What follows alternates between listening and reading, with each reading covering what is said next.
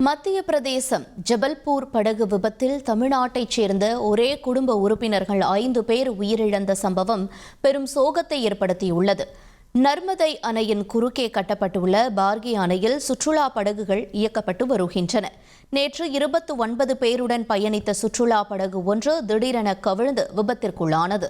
இதில் மத்திய பிரதேசத்திற்கு சுற்றுலா சென்ற தாராபுரத்தைச் சேர்ந்த சௌபாக்கியம், அவரது 7 வயது மகன் மயூரான், சௌபாகியத்தின் நாத்தனார் கார்குழலியின் கணவர்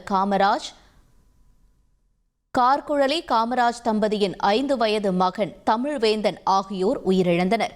5 பேரை பலி கொண்ட இந்த துயர சம்பவம் தாராபுரம் மூலனூர் பகுதியில் உள்ள சௌபாக்கியத்தின் உறவினர்களை பெரும் சோகத்தில் ஆழ்த்தியுள்ளது. எங்கள் அண்ணன் வீடு இது. எங்கள் அண்ணன் அண்ணி மகன் மருமக பேரன் பேத்தி எல்லாம் மக வீட்டுக்கு போனாங்க. அங்கே போன இடத்துல சுற்றி பார்க்கறதுக்கு போனாங்க.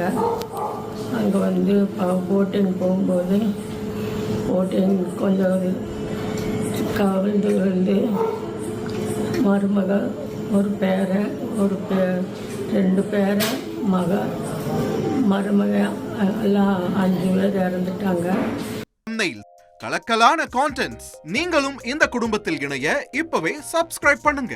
அசுரபலம் கொண்ட எங்கள் டிஜிட்டல் கரங்களில் உங்கள் விளம்பரங்களை சேர்க்க வாட்ஸ்அப் பண்ணுங்க.